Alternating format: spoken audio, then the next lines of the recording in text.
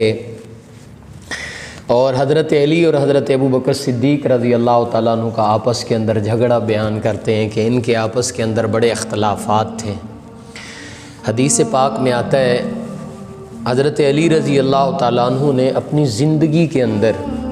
جب تک حضرت فاطمہ سلام اللہ علیہا آپ کے عقد نکاح میں تھیں تو آپ نے کوئی بھی شادی اور نہیں کی حضرت علی نے۔ کیوں؟ اس وجہ سے کہ رسول اللہ صلی اللہ علیہ وسلم نے ان کو یہ نصیحت فرمائی تھی کہ علی، میں نہیں چاہتا کہ جب تک میری بیٹی فاطمہ تمہارے نکاح میں ہو اس وقت تک تم کوئی اور عورت اپنے نکاح کے اندر لاؤ۔ خیر، جب حضرت فاطمہ کا وصال ہوا اس دنیا سے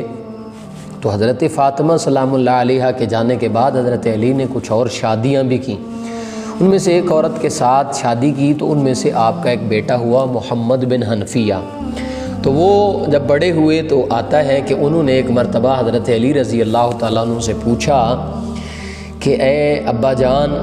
یہ تو بتائیں کہ رسول اللہ صلی اللہ علیہ وسلم کے بعد سب سے عظیم شخصیت کس کی تھی؟ تو قربان جاؤں، حضرت علی رضی اللہ تعالیٰ عنہ نے فرمایا ابو بکر کی۔ آج جو لوگ حضرت ابو بکر کی شان کو نہیں مانتے وہ اس حدیث کو سنیں کہ کیا فرمایا حضرت علی کے قول کو، کیا فرمایا کہ رسول اللہ کے بعد اگر کسی کی شخصیت بلند ترین ہے تو وہ حضرت ابو بکر ہیں۔ تو محمد بن حنفیہ فرماتے ہیں میں نے پھر پوچھا کہ ابا جان ابو بکر کے بعد کون ہے؟ تو فرمایا عمر۔ اور تیسری مرتبہ فرماتے ہیں میں نے خود ہی نہیں پوچھا، میں نے یہ کہا کہ آپ اس کے بعد عثمان ہیں، اس کے بعد آپ ہیں؟ تو فرمایا نہیں، میں کون ہوتا ہوں، میں تو ایک عام ادنا سا مسلمان ہوں۔ اور فرمایا ومن احسن قولا ممن دعا الی اللہ وعمل صالحا، اس سے بڑھ کر کس کی اچھی بات ہو سکتی ہے کہ جو نیک عمل کرے، اعمال صالحہ کرے اور لوگوں کو اللہ کی طرف بلائے۔ میں تو ایک عام مسلمان ہوں۔ تو کیا حاصل ہوتا ہے کہ حضرت علی نے بھی فرمایا کہ رسول اللہ کے بعد اگر کسی کا مقام اور مرتبہ ہے تو وہ حضرت ابو بکر کا ہے، وہ حضرت عمر کا ہے۔ ایک اور حدیث سنیے گا کہ جب حضرت، اور یہ بخاری اور مسلم دونوں میں حضرت عبداللہ ابن عباس رضی اللہ تعالیٰ عنہما سے فرماتے ہیں کہ جس دن حضرت عمر رضی اللہ تعالیٰ عنہ کی شہادت ہوئی، آپ کا جسد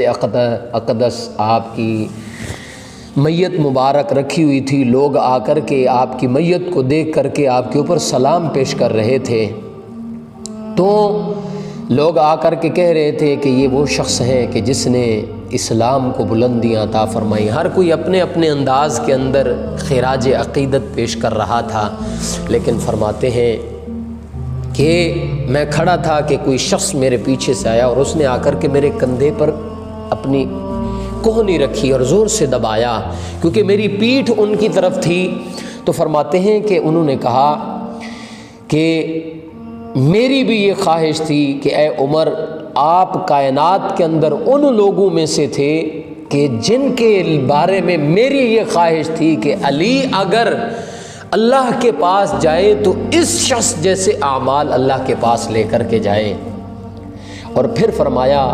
کہ آپ اپنے یاروں سے جا کر کے مل رہے ہو، کیونکہ میں نے کئی دفعہ رسول اللہ صلی اللہ علیہ وسلم سے یہ سنا کہ میں ابو بکر اور عمر نکلے، میں ابو بکر اور عمر اندر داخل ہوئے، میں ابو بکر اور عمر نے یہ کہا، میں نے ابو بکر اور عمر نے اس چیز سے منع فرمایا۔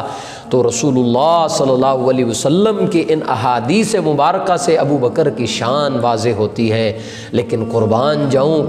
جاؤں اللہ کے نبی کے 1,44,000 صحابہ کرام میں ہر ایک پھول کی اپنی خوشبو ہے۔ علی کا اپنا مقام ہے، ابو بکر اور عمر کا اپنا مقام ہے، صحابہ کرام میں